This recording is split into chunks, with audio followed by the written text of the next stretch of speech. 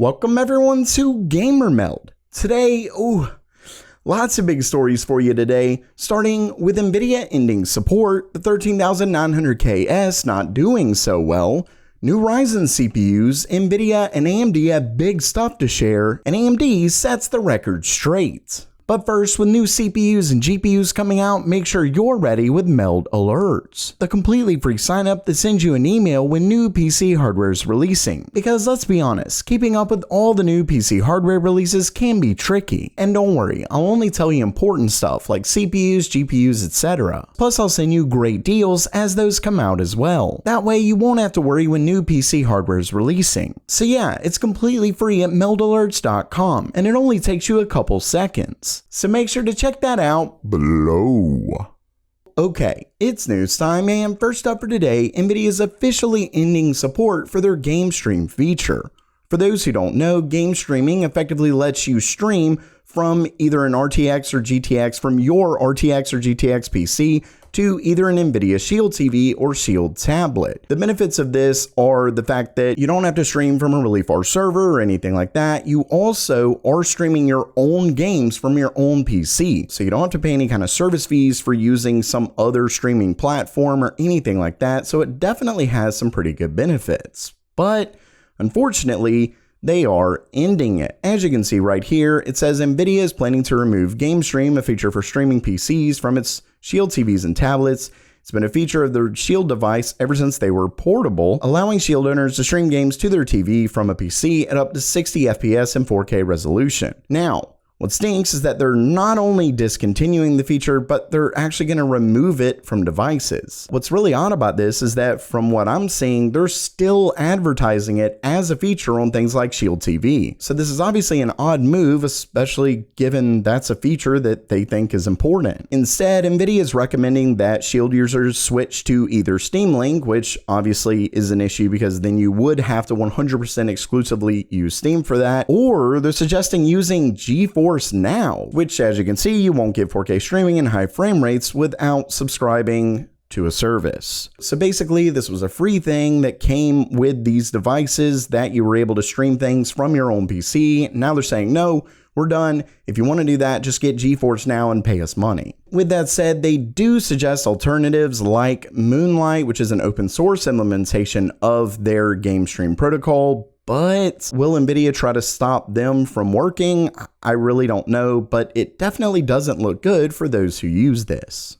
And next up for today, Intel's 13900KS, which really quickly before I get to it, for those who don't know, the KS is the special edition 13900K that should get you up to 6 GHz stock. Fairly impressive, obviously, being able to reach that pinnacle, but given it's not that much faster than, say, the 13900K, it likely wasn't going to bring that much performance. Well, it's now looking like that is the case. When we move down here, we can see some alleged Cinebench R23 scores that aren't all that great. As Tom's Hardware mentions, it says it appears the 13900KS has inherited the same weaknesses as its 12900KS predecessor. In Cinebench R23, the 900KS scored 2,366 points in the single-threaded test and 40,998 in the multi-threaded test. The problem is that when you combine those scores and compare it to, say, the 13900K, you're looking at a difference of 3.5%. Obviously not great at all, especially since you're almost certainly going to be getting a pretty high premium. The 12900KS was priced at $160 over the regular 12900K. So obviously they'll likely price this around the same. It is nice to say, hey, 6 GHz stock, all of that, but in the end, it's just not that much better over the regular part. And next up for today, AMD is set to release their Ryzen 7000 non-X models.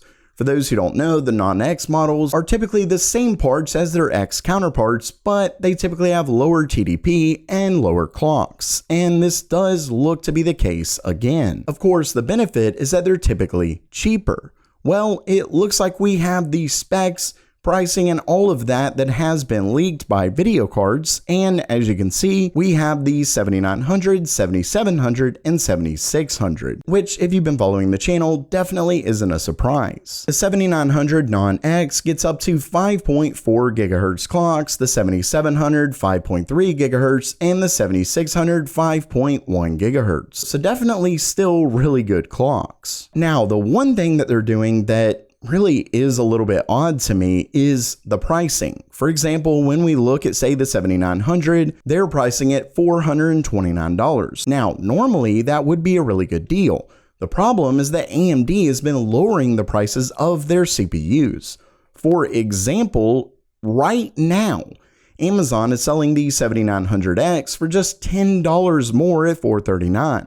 And I'm fairly certain, at least at some point, that it was at $429. So I'm not sure if maybe these prices will end up changing when they actually release, but at least for now, they're not looking like a great deal.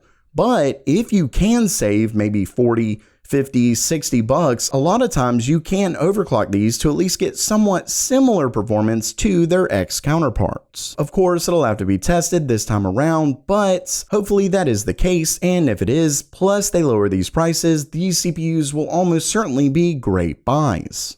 And next up for today, big news is definitely coming this CES from both AMD and Nvidia.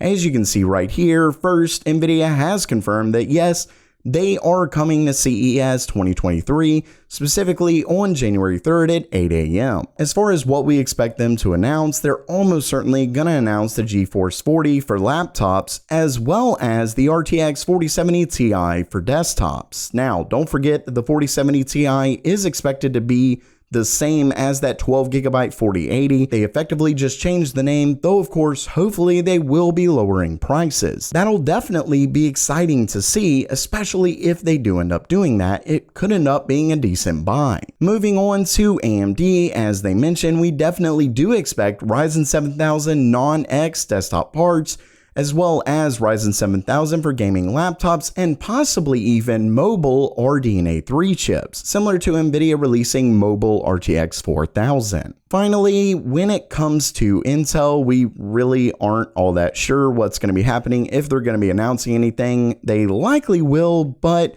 so far, as you can see, Intel has not confirmed any press event for CES next year. Regardless, next year is shaping up to have some huge announcements right off the bat. And lastly for today, we have a really interesting story from Tom's Hardware. Now, before I get into this, I will go ahead and say, if you follow this channel, you haven't heard about it from me, and the reason is because of just this. It really didn't sound right what they were saying, so I was waiting to see if and when AMD would say something. Well, they actually have. But before I get to that, what exactly am I talking about? Well, some rumors were going around, and one of the big ones discussing this was Kepler on Twitter. Now, I will say that Kepler has definitely had some really good leaks in the past, but it looks like they may have misinterpreted at least, well, this one. As you can see, it states, so AMD decided to release Navi 31 A0 Silicon, which is known to have a non-working shader prefetch. And that really did not sound right. It effectively would mean that AMD shipped GPUs way before they were ready, that a pretty important component of a GPU just wasn't working. Now, where they got this from, you can see in the Mesa 3D GitHub, it mentions that it effectively isn't working. You can see return 0 for some A0 chips. So once again, that just did not make sense to me, so I never discussed it. Well, good thing I didn't, because as you can see right here, an AMD spokesman actually discussed this with Tom's Hardware, and they state, quote, like previous hardware generations, shader prefetching is supported on RDNA 3 as per this link right here. It says the code in question controls an experimental function which was not targeted for inclusion in these products and will not be enabled in this generation of product. He further goes on to say, quote, this is a common industry practice to include experimental features to enable exploration and tuning for deployment in a future product generation. And he's definitely not wrong there. They absolutely do play around with certain things, and this is one issue that can happen when you really go digging deep into code. Don't get me wrong, there are tons of leaks, tons of accurate things that have come out of looking at the code, especially the open source code that GPU makers, especially AMD, put out. But as you can see here, sometimes things can be wrong. And that definitely does look to be the case here. They absolutely do have prefetching. Like I said, it really seemed odd to me. It just did not seem right at all, so I didn't discuss it. But if you did hear that and were really worried about these GPUs, well, don't be. So while that does it for today, are you pumped for new GPUs, CPUs, all that good stuff coming in January at CES? Let me know what you're most excited about down in the comments below. And if you liked the video, please subscribe, and as always, have a great day.